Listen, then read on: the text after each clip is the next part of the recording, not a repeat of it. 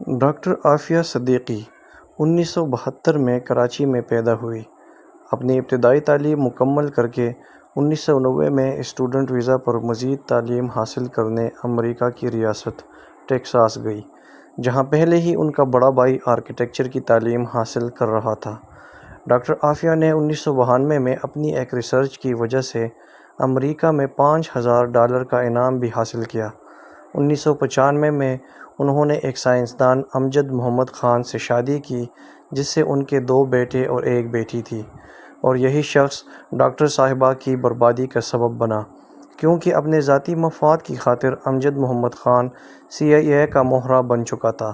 جسے بعد میں ڈاکٹر عافیہ کے خلاف استعمال کیا گیا۔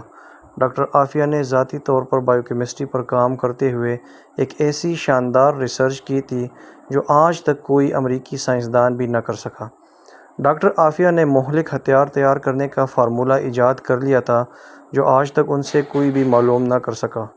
ڈاکٹر عافیہ یہ فارمولہ پاکستان یا عالم اسلام کی بھلائی کے لیے استعمال کرنا چاہتی تھی، جبکہ امریکہ چاہتا تھا کہ عافیہ یہ فارمولہ انہیں دے دے، جس کے لیے ڈاکٹر عافیہ نے صاف انکار کر دیا، کیونکہ انہیں خدشہ تھا امریکہ ان کا فارمولہ اسلام اور مسلمانوں کے خلاف استعمال کرے گا۔ اور یہاں سے وہ کہانی شروع ہوئی جس نے ڈاکٹر عافیہ کی زندگی برباد کر دی۔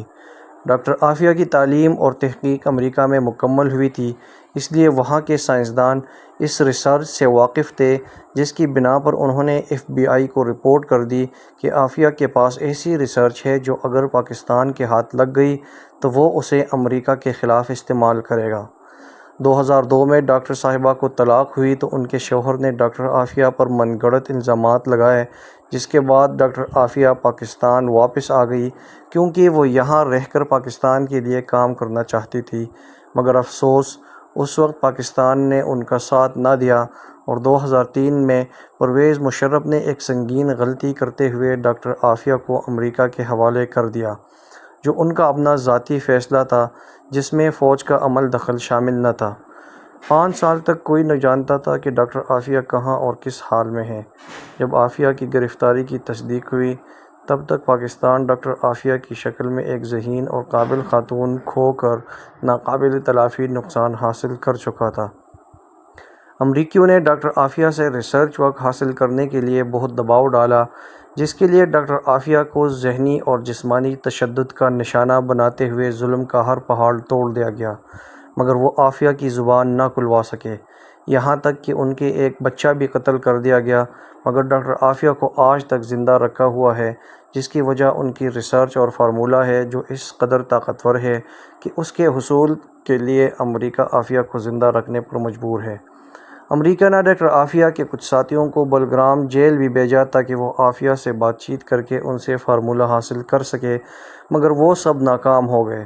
کیونکہ ڈاکٹر صاحبہ نے انکار کرتے ہوئے کہا تھا، اگر یہ فارمولہ امریکہ کو مل گیا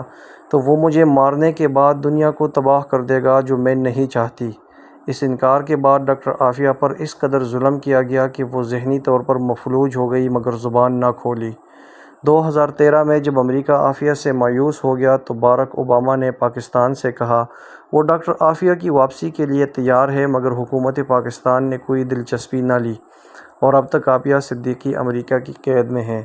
مگر ان کی بہن کی حالیہ کوششیں دیکھ کر قوم کو امید ہے ہم جلد ہی ڈاکٹر عافیہ کو آزاد دیکھ سکیں گے۔ اللہ ڈاکٹر عافیہ کو حفاظت میں رکھے، آمین۔